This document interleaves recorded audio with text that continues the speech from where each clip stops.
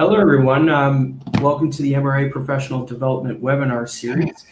Just please hold on a minute. We're just letting some people getting registered. So just please hold tight. We'll start in a couple minutes.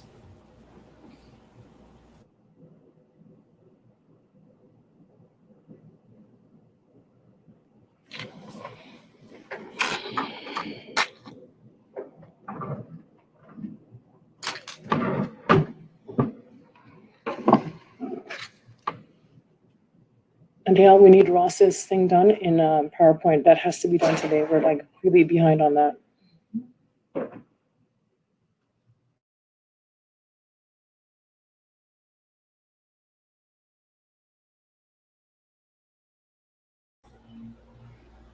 Okay, thanks everybody. My name's Dan Jackson, and thanks for everybody for coming. People will start joining in throughout the next little while, but I wanted to get on with it. So at today's webinar, we'll have Loretta, Irina, Busola, Nadine, and Arundhati speak today on the pandemic era brand surge. Lightning talks on growth. And just an overview of our initiative for the webinar series. We wanted to create Canadian content with innovative topics like you see today, and a way that we can get research professionals across the country some support, and also to get their story across. We also have, so if you're, we encourage everybody to ask questions today. So in the chat, please highlight who the person is you would like to ask the question to, and keep it as brief as you can, and we'll try our best to have it answered. Now, if we do not get to your question, there's an opportunity after the event to head over to one of our forums. So the professional forum, you can continue the conversation, ask any questions, any technical related. And there's also the social forum for networking, business development, and then potentially even creating your own events. Now, we have some upcoming webinars, so make sure you attend. They're all free. A little bit out of order here, but the first one next week is storytelling for data science, something that's really a lot of people are asking for. We also have next in July, Leadership 360, Troubling Times in the Golden Age. And then after that will be the 6th of August, and the first one, Automation Diaries. And lastly, at the end of August, we'll have Entrepreneurship and MR. So lots of good content coming your way.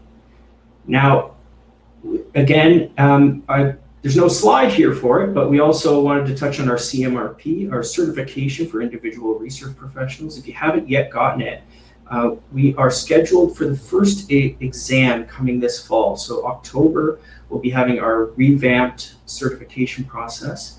But in the interim, if you have 8 or more years of industry experience, we still have the Experienced Practitioner platform that will allow you to vet your experience as opposed to an exam. So there's no way to fail, but it is a thorough process, and we still have that if you have 8 years or more industry experience. So without further ado, I'm going to hand it over to Loretta. So thanks. Thank you very much, Dan. My name is Loretta Eldridge. I'm the marketing leader at Equa Specialty Partners Corporation. Equa is an insurance and risk management company that was founded in January of 2020. I joined the team in late May, and we just launched the website last week. So I have very much had the experience of launching a business during COVID, and that's what I'm here to speak to you about today. When we speak about launching a business during COVID, we are inherently also speaking about launching a business during a societal revolution. There's a lot happening in the world right now, and all of it affects your positioning and affects your brand. I think that's always been the case, but it's very clear now that people are paying attention. Buyers are paying attention. It is very, very clear that they're going to tell you about that. They're going to speak with their voices and their wallets, and they're going to invest their money where they believe that it is best placed. that means that they want to know what you care about. They want to know what kind of company you are. There's a quote on this that I love by Mark Benioff. He says, "What you do next matters." And I believe that to be very true. Mark says this in his book, Trailblazer, and he's speaking about your ability as a founder and as a business leader to structure your company around a positive impact that you can have on society. Changing the world is up to us, and we have the ability to do that with these companies. So you have to ask yourself, what matters to me? What matters to my company? As a marketing leader, that means that you need to get to know what your company cares about. You need to find out. So in order to get to know your team, in my experience of starting during COVID, this is very different than the way I might have gotten to know my team in another time. It means sometimes doing things that you're not used to, and that can be uncomfortable. If you're not used to doing video calls, for example, that doesn't really matter. You've got to get on the video call. You've got to call your CEO. You have to phone him. You've got to phone him or her and talk to them about what matters to them. You have to dig in deep and get your questions answered so that you can become the source of truth for what matters to your company, what your brand is, and where it's going next. I found in doing this at Equa and in my previous role in a cannabis technology startup that your HR department is an incredible resource. They are hugely valuable when you're trying to figure out as a new employee what matters to your company. And the HR roles in these startups and in these startups during COVID and in all of these companies during this type of pandemic situation is no longer the traditional HR department that you might think of. HR is functioning as a part of the business in a really fundamental way. They are helping to guide what your business becomes. And so for me, as a leader stepping in and needing to turn around a website really quickly, needing to turn around branding really quickly, I found that my HR department, which is actually just one person, so thank you, Sarah, is an incredible resource for this.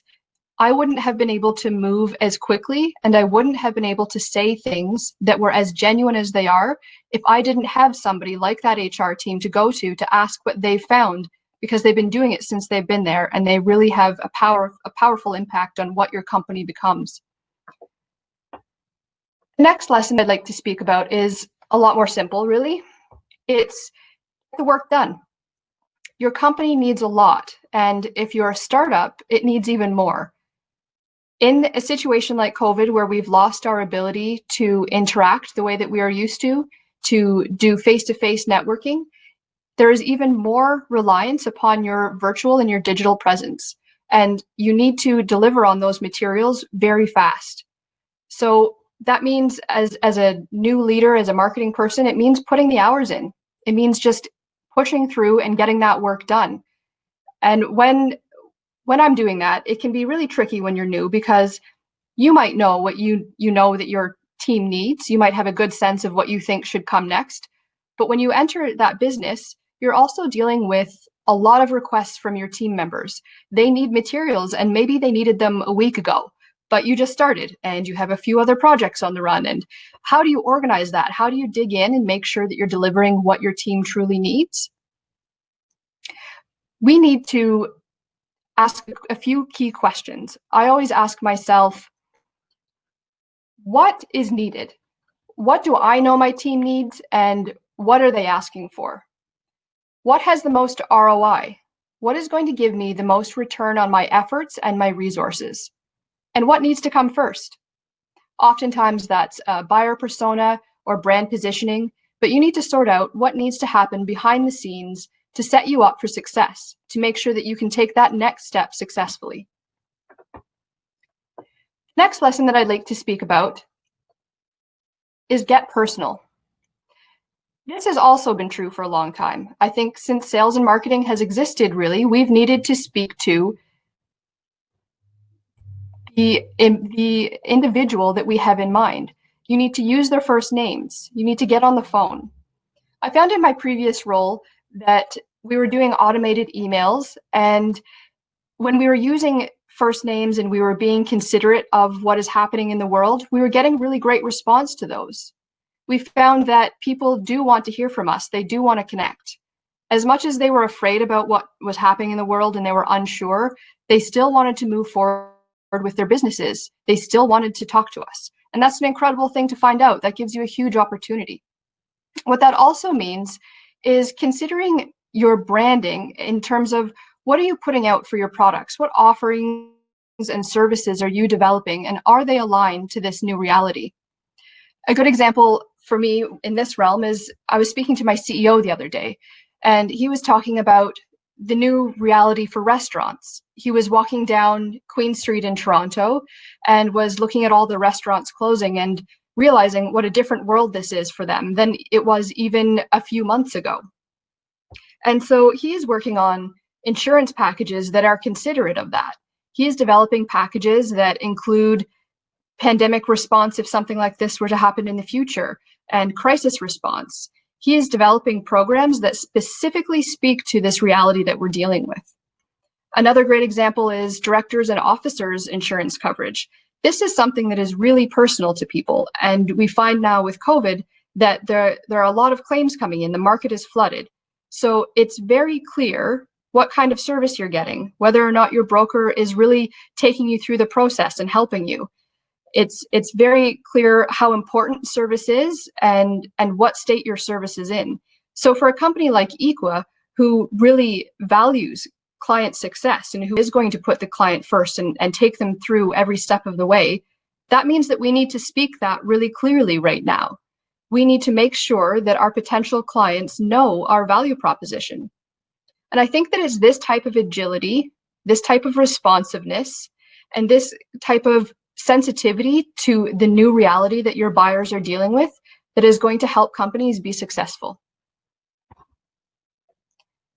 Thank you very much. You're welcome to connect with me anytime. And if you'd like to learn more about Equa, you can visit equaspecialty.com. I'm going to hand the floor over to Irina now. Hello, thank you, Loretta, for sharing your salient insights. Hi, everybody. My name is Irina Luzinska. I'm glad to be joining you all today. I am a research consultant at Embrain Group, which is a global information technology and consulting services company offering market and media monitoring, intelligence, and analysis services. Today, I will share some thoughts on the challenges and opportunities for navigating the transformative competitor and partner ecosystem in this post-pandemic future of ours, specifically through the lens of retail brands. A quick snapshot of the 50-odd years of retail history shows two very distinct eras, the Golden Age and the infamous buzzword-littered retail apocalypse. The Golden Age, from mom-and-pop shops to department stores to shopping malls and to big box retailers, was characterized by the environment where the basis for competition was grounded in product quality and in price attractiveness. Brands were built for the mass market, mergers were pursued to widen portfolio, and new relationships were chiefly about securing distribution and securing access to consumers. In comes digitization and all that it brings, the dot-com bubble, the Great Recession, and a model that commanded much of the past decade, what counted for disruptive in 2010s model. This is where the basis of competition has shifted more toward consumer data, insights, and experience. The era of retail apocalypse was dominated by a downward trajectory in retail foot traffic. For example, in 2019, in the US alone, close to 10,000 stores were closed.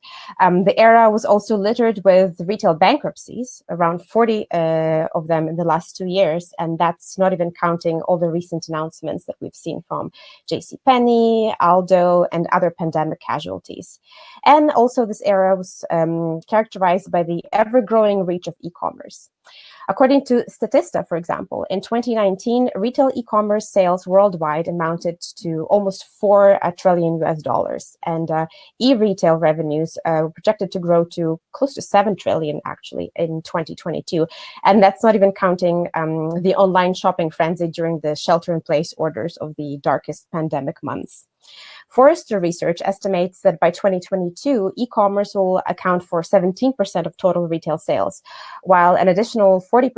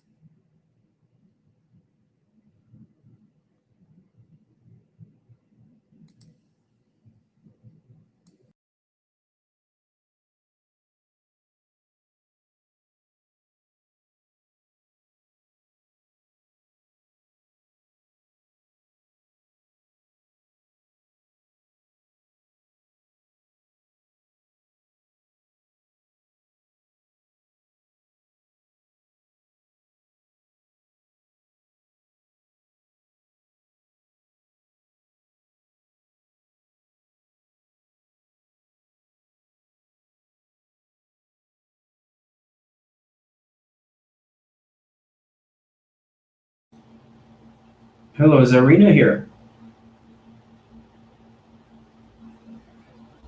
Irina.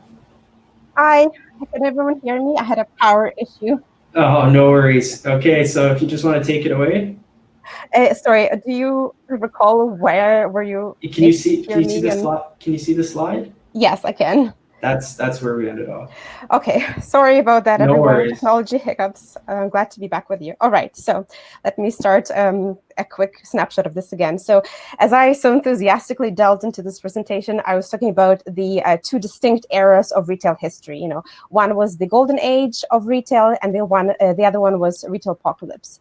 The golden age was characterized by the environment where the basis for competition was grounded in product quality and price attractiveness. Brands were built for the mass market, mergers were pursued for to widen portfolio, and new relationships were chiefly about securing distribution and having access to the consumer. Then came digitization, dot-com bubble, the Great Recession, and the last decade, where we saw a model that commanded much of the past decade, where the basis of competition shifted toward customer data, insights, and experience. The era of retail apocalypse was dominated by a downward trajectory in retail foot traffic. We have seen around 40 retail bankruptcies in the last 2 years. We have seen almost 10,000 stores which were closed in 2010. And also this era has seen the ever-growing reach of e-commerce. According to Statista, for example, in 2019, retail e-commerce sales worldwide were close to $4 trillion US, and e-retail revenues were projected to grow to almost $7 trillion US in 2022. Additionally, Forrester Research estimates that by 2022, e-commerce will account for around 18% of total retail sales, while an additional 40% will be digitally influenced offline sales. So we also see during the last decade, the digital theme defining much of the retail apocalypse era and sprouting up some non-traditional partnerships, including something that some research houses call non-retailer retailers, with some examples such as Target, which acquired delivery-focused companies like Brand Junction and Shipt, CVS Health, which acquired health insurers Aetna, as well as even fitness players like the infamous Peloton, which is selling not only actual fitness equipment and products, but also experiences and technologies. Now, as the world emerges from lockdown, what will the post-pandemic future look like? I would like to take a look at the subset of retail innovation called D2C, or direct to consumer, as it provides a good sense of how competitor and partner tango will be played out in the near future. So D2C.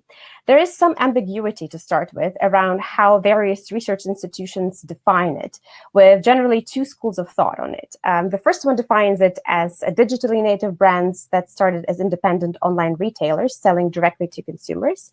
And the second common definition is that denoting a service for differentiated products that shoppers wouldn't normally find elsewhere. Something unique, something distinct, something differentiated. In 2019, D2C e-commerce sales were worth almost $15 billion in the US alone. In 2020, the forecast is that the sales will grow by a whopping 25%. Other statistics show that from 2016 to 2019, D2C e-commerce grew at 3 to 6 times the rate of overall e-commerce sales. But seeing as the sector is becoming more competitive, D2C's growth in 2020 is projected to be less than 2 times that of total e-commerce. Pre-pandemic D2C model has been very vibrant growth period. There were a lot of digitally native disruptors that were relying on devoted early adopters from the urban millennial crop. They were encouraged by a very effervescent venture capital climate. Around $10 billion were raised in known venture capital just last year for the D2C startups. And now, post-pandemic will likely usher what I call D2C 2.0. And that will be moving away from the initial excitement into a so-called purgatory. There'll be far less liquidity to go around, less consumer dollars, more capricious customers, and in my opinion, most importantly, there will be large multi-segment multinational corporations, many of which are the aforementioned non-retailer retailers that will be entering the scene with infinitely more capital than your typical GarageBand D2C outfit could ever dream of, with its own robust and resilient supply chains and veteran brands, many of which have been providing comfort and familiarity to all of us who were quarantined around the globe over the last few dark months. Now I would like to examine some of the examples of in the retail and restaurant space where D2C comes in, where brands are able to get rid of the middlemen and reimagine their partner and competitive ecosystem in an entirely new light. So some of the most interesting examples of new D2C platforms were launched very, very quickly in the first 2-3 months since the pandemic has been announced by the WHO. And for a good reason. According to the study by the Global Web Index, almost 50% of consumers at the heat of the pandemic said they were struggling to get household essentials. And many of them were looking to go direct to brand in hopes of bypassing retailers and bypassing third parties. This was clearly an opportunity for brands that were already a little bit dabbling with the D2C channels, some of which have already managed to make a splash and potentially set the tone for the future very early into the first few months of the pandemic. Heinz, for example, was one of the first, acted very, very quickly, unveiled a D2C platform less than a month since the pandemic began, followed by others like PepsiCo, which has unveiled not one, but 2 very distinct D2C platforms catering to 2 very distinct consumer groups. Nestle, and then the Impossible Burger, a bit of an outlier there. It is actually the first of the plant-based burger titans to enter the world of direct-to-consumer with the launch of this site of theirs. Definitely getting a leg up over the arch rival Beyond Meat, which does not have a D2C platform at the present time. A bit of an outlier in this parade of pioneers is Springbig. It's a company that has about 19 million active customers in the US alone that companies that partner with it can reach through dispensary text message marketing. So essentially direct-to-consumer marketing platform. For most of these grocery ventures in D2C, they do not expect this type of business to make significant capital to them, at least in the short term. Executives behind these D2C platforms say that they have no ambition to replace retailers on a substantial scale at any time soon. Instead, they are using these initiatives to learn firsthand what works, what does not work in e-commerce, and to gather valuable data about customers that are normally captured by retailers. So once again, bypassing the middlemen and crafting this new framework of doing business in the post-pandemic era allows to capture more customer insights and craft a strong brand, a very resilient brand for the future. Some examples from the restaurant world of things. A few years back, the landscape succumbed to what was called the grocerant trend, where consumer need for convenience has spurred the growth of grocery stores that had sit-down dining areas and ready-to-eat meals.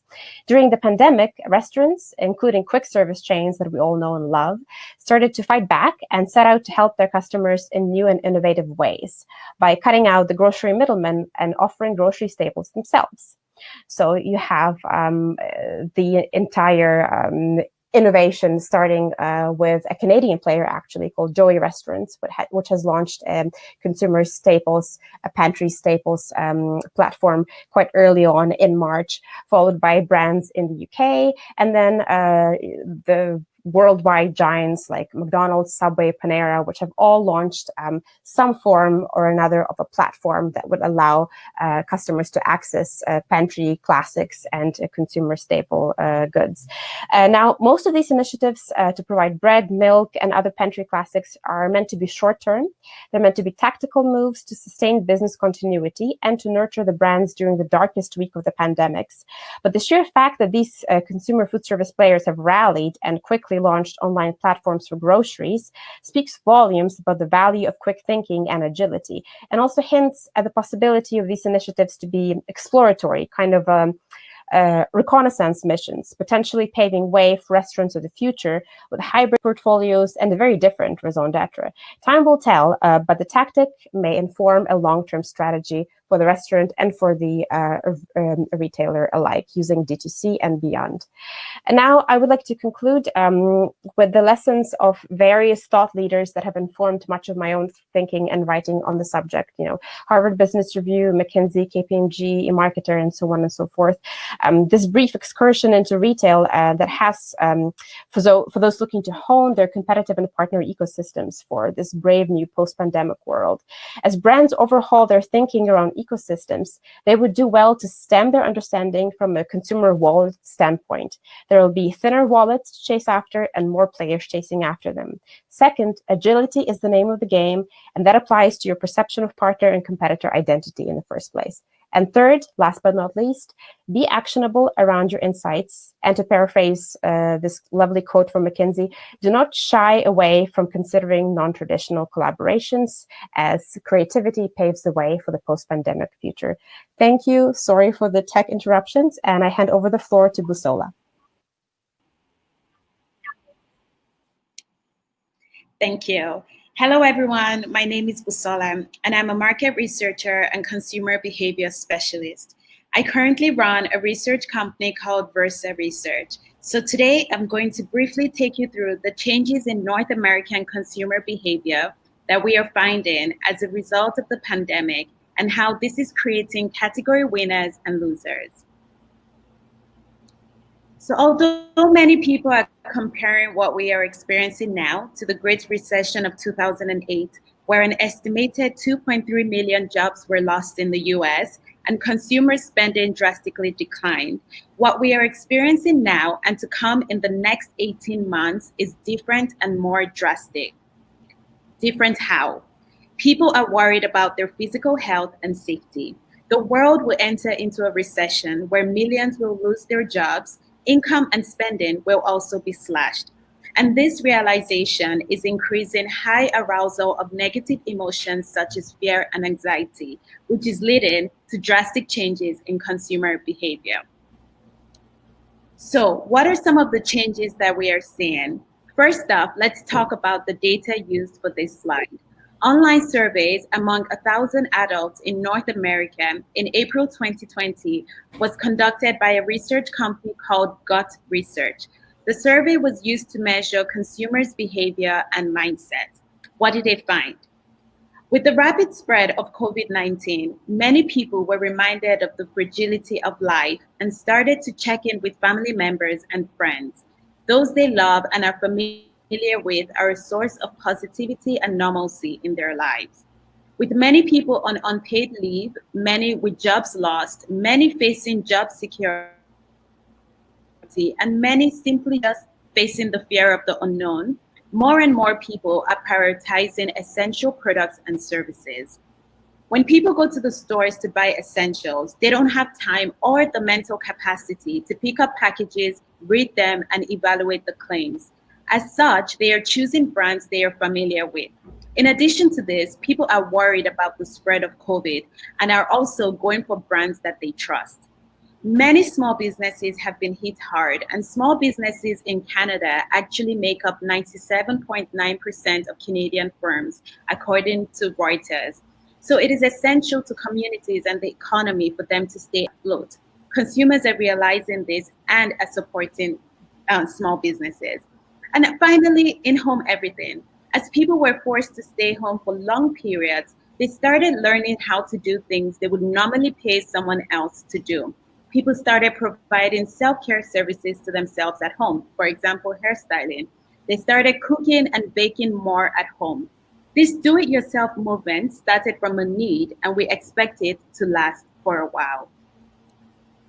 So to identify category winners and losers, we used data from Nielsen, where they tracked consumption patterns and helped identify categories that were growing and those that were not in comparison to baseline. We also used data from BCG, Boston Consulting Group, where they conducted an online survey of consumers in 5 countries, China, Italy, France, the UK, and US, asking about future changes in their spending patterns for the next 6 months. Because of stay-at-home orders, working from home, and shut borders, what we see is many usage occasions beginning to fade.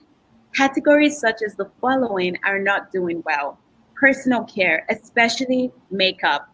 But within personal care, we see an exception for hair color, which is doing really well. And we can assume it's because more people are styling their hair themselves at home. Luxury products is not doing well. Apparel, especially clothing and shoes, automobile, especially cars, hospitality, especially hospitals, and the travel and tourism industry and out-of-home entertainment such as zoos and cinemas. So what categories are doing well? Because of the stay-at-home orders and the increased desire to strengthen immunity, desire for proper hygiene, and also working from home, we see many usage occasions intensify. Categories such as groceries, especially canned and packaged foods, are doing really well. Vitamins and supplements, household products, especially cleaning supplies, alcohol is doing really well. E-payments, e-commerce, delivery services, and digital services such as Netflix. So these categories that are doing well are being profitable and successful because they provide a product or service that fits in directly to the changing consumer behavior. For example, groceries. Groceries are fitting directly into the behavior of prioritizing essentials, and even the brands within the grocery category that are successful are those that people are familiar with and those they trust. Vitamins and supplements are growing out of a worry and anxiety towards physical health. Household products are also growing out of worry and anxiety, but towards hygiene and cleanliness. And e-payments, e-commerce, and delivery services are feeding directly into the behavior of in-home everything. Thank you. I will now hand over the floor to Nadine. Thank goodness. Yeah, thank goodness. I don't know what happened there, but I'm ready to go. Awesome. Go ahead. Yeah, go ahead. Hi, everyone. Good afternoon, and thank you for your patience. Technology at the best of times. My name is Nadine Spencer. I am the president of the Black Business and Professional Association. I am also the CEO of an agency called Brand EQ. And to this dialogue, I wanted to talk about, the Brand EQ Black, which is an organization that looks at equity and race in communication and marketing strategies. And the dialogue today is an important one.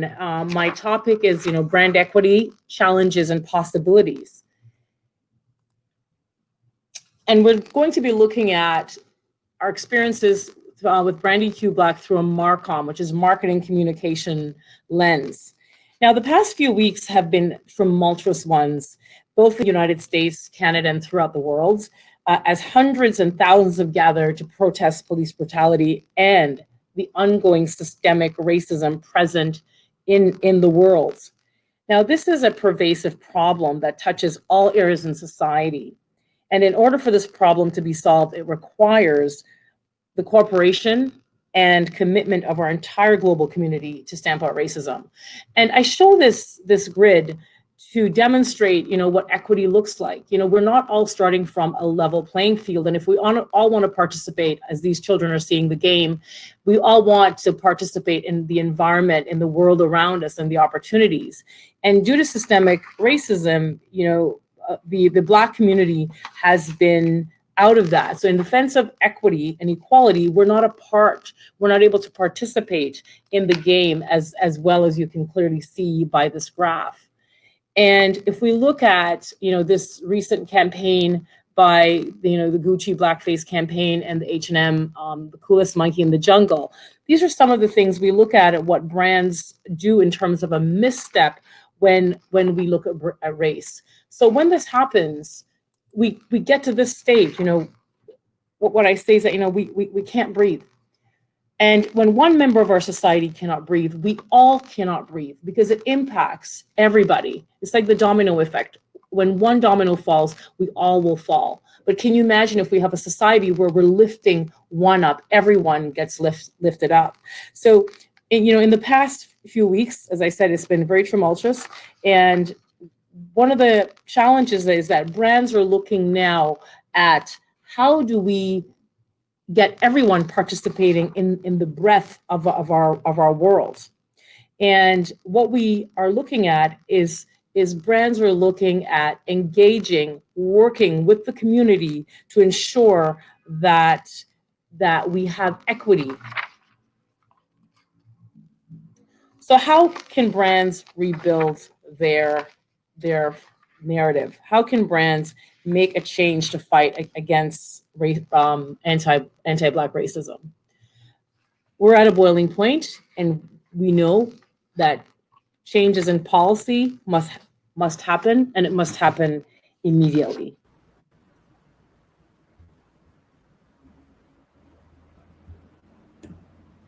Why brands must rebuild their narratives with true inclusion. It is important for brands to speak out in support of equality, because the brands that we patronize, all of us, they help shape our very culture. In many ways, they are the barometer of our society and should be invested in our community as the rest of us as individuals. So these huge corporations have a lot of influence and power, both financially in terms of messaging, and when people in society see them taking a stand for something, it is important. So when they take a stand for racial equity, we can see that it's important. It's not just selling their brands. And as you know, this graphic has shown, the right step in terms of rebuilding a narrative around true inclusion, it will have a global impact on individuals' lives and on our community as a whole. One of the things that we looked at is brands making change. So, you know, the CEO of Apple spoke out very early, long ago, before it became trendy to do so. Ben & Jerry's ice cream has long been a proponent for equity, particularly for Black and Indigenous people of color, publicly supporting related causes and donating huge sums of money to nonprofits fighting prejudice. Fenty is another one that has a line for inclusion of women of color, expanding their foundation to include even the darkest of skin tones. You know, companies like Beverly Hills, Anastasia Beverly Hills has donated millions of dollars to Black Lives Matter causes. And what happens when companies take this stand? It shows that it is not a my problem or a your problem. Collectively, we're in this together. And, you know, NASCAR has also spoken out about racism and, you know, even firing a driver for a racial slur and banning the Confederate flag. And so when we talk about brands making change, this is the first step. This is the very first step to brands making change. But, you know, many years ago, my daughter at the time, who was very young, she said, you know, Mom, you have to read the room. When you're in an environment, you have to read the room about what is happening. So when we talk about brands being intentional about making change and talk versus action, we can clearly see. So in terms of our read the room analysis, when we look at Amazon's board of directors, so Amazon may say, okay, we're going to give millions of dollars to equity, and we may talk and we have a diversity and inclusion policy, but what does the room look like? We can clearly see that it's not representative of the community or of the world, or it's not representative of a stand on equity for the community. And then when we look also, this is Canada Post. And again, government has taken a stand. We look at the various anti-Black racism policies. We looked at all the things that government is talking about. But when we look at this room of the 2018 annual report for Canada Post, does this look like does it look like diversity and inclusion? Does this look like the makeup of our Canadian culture? And, you know, we recently did a study at the BBPA on Black businesses, and that study has shown that when we compared it with the larger Canadian Federation of Independent Business Association, which is what we call a mainstream business, we found that, you know, 1 in 4 of those businesses who felt that the stimulus that the government has put out would help them. But when we compare that to the Black businesses, 4 out of 5 believe that it wouldn't have helped them. 80% of Black businesses were not able to get funding through the various stimulus packages versus 37% of mainstream businesses. So it clearly shows that there is a discrepancy and there is a gap. And what we look at is, you know, how brands are responding to this gap and how brands are responding to equity, because that very gap is a result of lack of access to capital, lack of access to the tools of advancement, lack of access to, you know, even being on boards. One of the things that, you know, LinkedIn talks about relationships matter, and people do business with who they know. And when people do business with who they know, so if we look at this board here by the Canadian Chamber of Commerce, you know, again, with our read the room concept, we can see that we're getting better. We're getting better, but really, What's interesting is that, they've sort of done the black and white visual on this, so you don't see too much. But if you look at this, you can clearly see, again, we're not getting better at diversity and inclusion. And then, in our final slide, we can see what we would imagine that to look like. So as brands are looking to, in this landscape of the trend, when we look at what's happening now, that brands are reaching out, they're connecting with our society and our community globally, locally and globally. What is it we want to achieve? So I think the trend should be intentionality as opposed to the voice and taking action towards that. And this is what it should look like. So as we work together to finally stamp out prejudice, we need to do so in a unified way. Standing in solidarity and bringing in stakeholders. Individuals should continue to write out, stand against inequity as we see it in our society, and appeal to governments. Because as I mentioned, it's not a singular, it is a multifaceted community collaborative in order to move the needle forward. And when we talk about policy, politicians must enact policy changes that leads to greater equity. Celebrities contribute their voices and help to influence others to join the fight. And large companies must do their part, choosing to support various causes, making public statements, donations, but to implementing fair trade processes to have greater inclusivity, greater diversity in the corporate environment. And together, when we do this, we can see, exciting, great changes that will be part of our fabric, the fabric of our very society. So I would like to thank you very much for having me participate in this talk. It was an absolute pleasure. And over to you now, Arundhati. Thank you.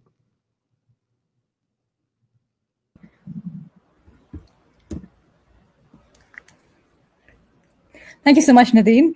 Hi, everyone. I'm Arundhati, Chief Editor of Canada's Marketing Research and Intelligence Association, founder of Generation1.ca, Canada's resource for online resource for US residents, connecting brands to industry and newcomers through research storytelling, and also advise nonprofits like Vividata, whose national cannabis surveys and studies of over 5,000 Canadians I dig into to understand and educate about cannabis consumers in the context of developments in this fast-growing sector. From a research association standpoint, though, Cannabis Insights offers the ability to identify and expand on the opportunities in growing our marketplace of buyers and sellers of research, given how under-researched the drug still is, while also honing in on the opportunities to benchmark and evolve standards in this fast-moving space across the supply chain and connected industries.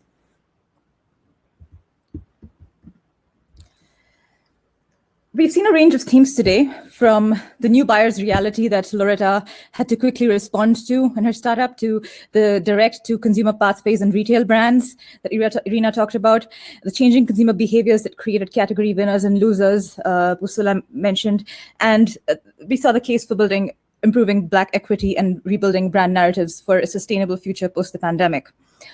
Among the winners and losers that have been discussed today, I'm going to expand on cannabis in the pandemic, detailing a bit about why it is essential, how it surged in the pandemic, understanding its health and wellness and recreation surge aspects, as well as points to other avenues of growth.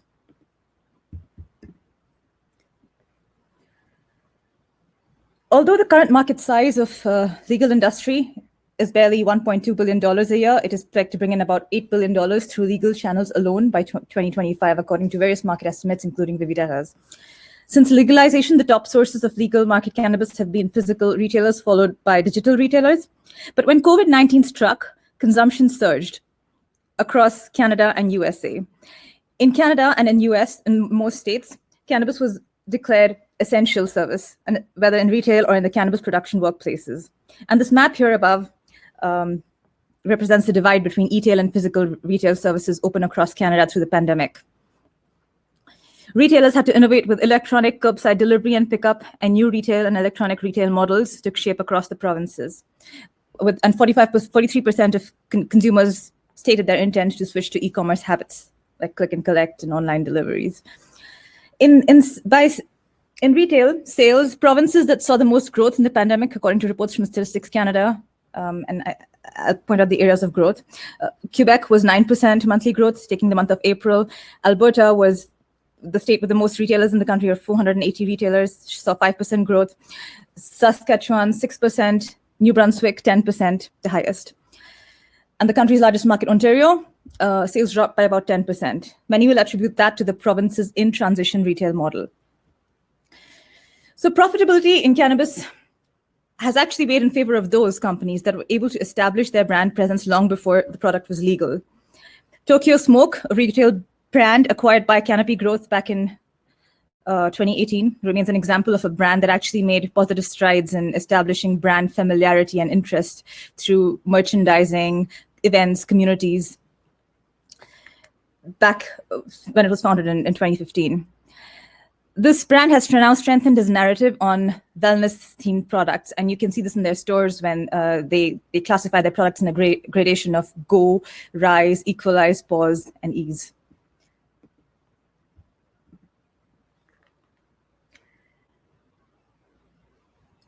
So we've seen how the essential nature of cannabis became clearer to Canadians as we self-isolated and saw its health and wellness, and as well as rec usage in the physical retail as well as digital retail aspect. We've seen that, but now I'm going to talk about the new consumers and old consumers. What happened to them in the pandemic? New consumers seem to enjoy the safe anonymity of e-tail, and non-flower formats like edibles emerged more popular.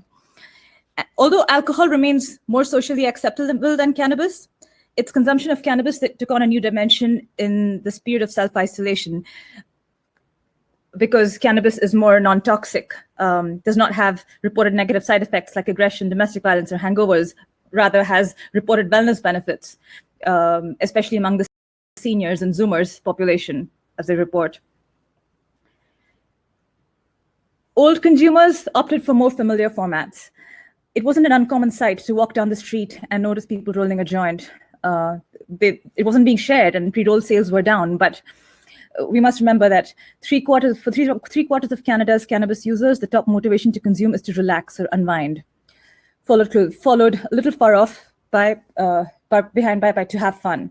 Now this points to the huge recreational attachment with cannabis use.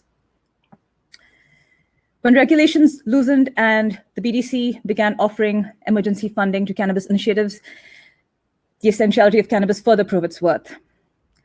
The rise of virtual e-learning from cannabis brands hosting 420 sessions brought in a new normal with cannabis education and recreation at its helm. While Canada is a flower-driven market where about 57% of consumers report using the flower format, if you look at the potential use or the potential consumer of flower drops down to 15%, and the potential consumer of vapes drops down to 10%, signaling that the future of flower might look very different. And with the diversity of formats emerging in the new legal marketplace, there seems to be higher potential use in edibles, topicals, and beverages.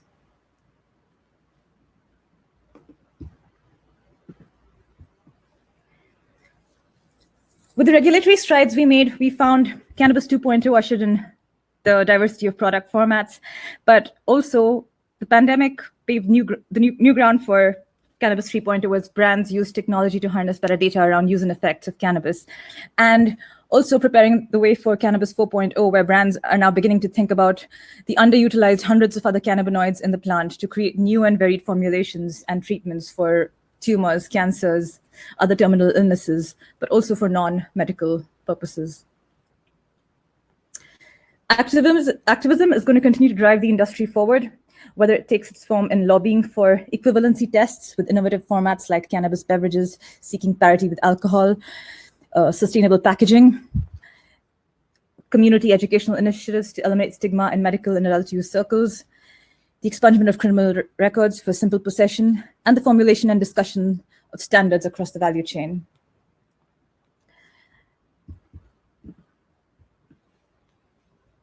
We've seen how during the pandemic, cannabis rose to the opportunity, surged in relevance to the cannabis consumer, new and old, physical shopper or digital shopper, the health and wellness user, rec user, or self-isolator. So what's going to happen after the pandemic? As prices dropped to gain parity with illicit market prices and the illicit market quickly appeared to disappear temporarily, legal cannabis sales surged. Will the pandemic have acted as an instigator for legal market cannabis to become more mass market and mainstream? This remains to be seen, and brands are going to have to take the opportunity now to conduct more research and understand. We did realize, though, that health and wellness use for cannabis persists as an important sector to watch. Currently valued at about $4.3 billion a year based on a monthly spend of $140 a month. In the data confirmed that 56% of potential users are motivated to use cannabis for health and wellness purposes, pointing to this post-pandemic opportunity as well. And we're finding throughout consistently that the potential user is being seen as more disruptive in this space. In industry circles, packaging remains an untapped opportunity and ancillary space for cannabis brands to tap into, given how current consumers unanimously report seeking a sustainable future, one that is green and plastic-free, and they're prepared to pay more for eco-friendly products, want companies to take initiative in conservation, recycling, and sustainability. Before the pandemic, in a still newly legal landscape, brands like Aurora would pride themselves on making an impact with their CSR to establish their first mover advantage.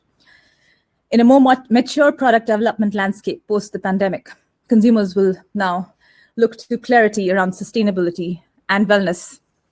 More so wellness, because we have seen the shift in commitment to sustainability change or sort of even decline by about 10 percentage points from the time that Vividata conducted their survey in 2018 to 2019. Lastly, there's no overstating the potential of technology to amplify the reach of brands in tapping cannabis consumers who by default index high on their social and mobile technology use. The cannabis sector might seem to be emerging from the pandemic a winner, but brands will continue to need to work harder to embed consumer values in their offering and messaging as the most under-researched drug evolves post-recovery and into the next normal. Thank you so much for your time today.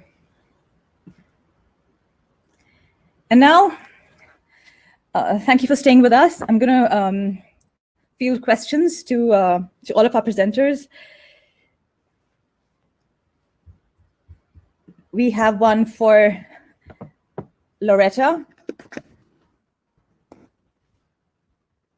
Here, I think Jack is asking, what kind of branding strategies do we need to do to identify a brand's values if they don't know if they haven't identified their values yet? Or how should brands react if they haven't yet identified their values yet? Sure, yeah, I'd be happy to speak with that. I mean, I think oftentimes when you're joining a team as a marketing leader, your brand may not have identified values yet, and that's okay. The people who are running the company may not be thinking about that yet. They've been really focusing on the business itself, on developing revenue, on all of these other things that they need. And so I think that's a great opportunity for marketers to step in and to pull that information out. And fine, you're asking those questions. Perhaps there isn't anything readily available there, but that's okay too. You can ask questions about different issues that are related to your industry. You can ask questions about issues in general and find out what starts to resonate with your team. In some cases, you might even want to be offering resources and educational pieces to make sure that your team is fully aware of everything that could impact their brand and of all of the opportunities to give back. But I wouldn't expect your leaders to already know what they want to do necessarily. This really is an opportunity to shift perspective and help them get excited about positive change and pull those values from all of these other questions that you can ask to help dig into what they care about and where that business is going. Thank you, Loretta. Here's a question for Irina from Catherine. As D2C is poised for reinvention, what are some of the risks for those wishing to invest in this business?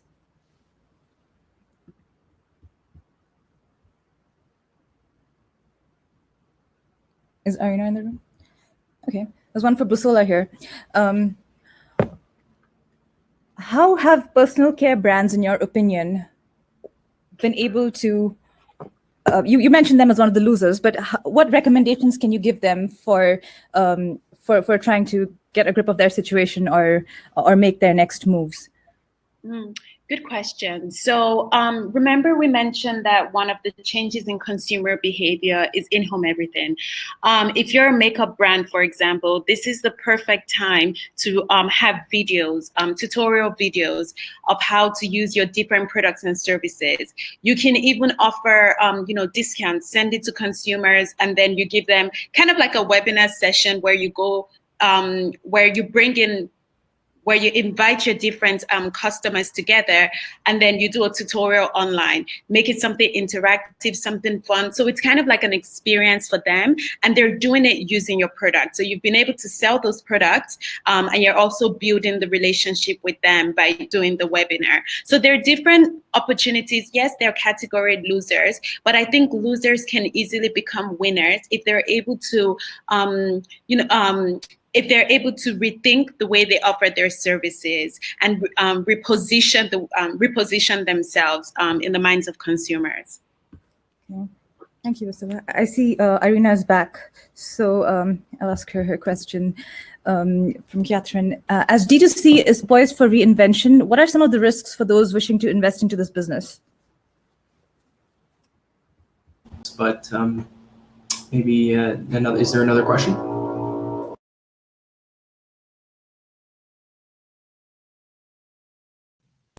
I think Rena's joined the room, so maybe the question for Rena. Hi, yes, sorry again, finally was able to join. Can you hear me? Yeah, we can hear you. Yeah, so I believe the question was regarding the D2C investment climate and the opportunities that there exist for investors. So long story short, after some point, after the market launch and a rapid breakthrough, D2C startups start operating quite similar to their competitors. The traditional retail companies, they slow down in their growth, all the while their distribution costs and marketing expenses increase. Transparency here is very important. One of the most recent sad examples of a D2C startup valuation going sour was with the Casper mattress, where it was a failed attempt to pass the the ceiling range of $1 to $2 billion startup valuation, and now we're seeing actually some accusations of fraud when it comes to the IPO of Casper. So in order to minimize these risks for investors, one must adopt a kind of a Warren Buffett-esque approach with holistic thinking, looking for brands that are resilient, looking for brands and companies that demonstrate strength and that have intrinsic value within them, also supported by the culture and the expertise. And these are some of the tools that investors can adopt in order to hedge themselves against risk when investing in D2C companies, especially startups. Great, thanks for that. Arundhati, are you on? Can you hear me? Yeah, I can hear you now. There's one last question. Who else is anyone on audio? Any of the speakers on audio, aside from Irina? Is Nadine on audio? I don't believe she is. Okay. So I think with that, we'll have to, I guess our time is over, is nearing an end. So if there are any more questions, please feel free to type them in the chat or contact us, connect with us, and let us know. We'd follow up with the video recording of this, as well as maybe highlights, project summary. Looking forward to doing more of these, and thank you so much for being with us today, and wishing you a very happy Canada Day in advance. Thank you, everyone. Bye. Thank you. Thank you.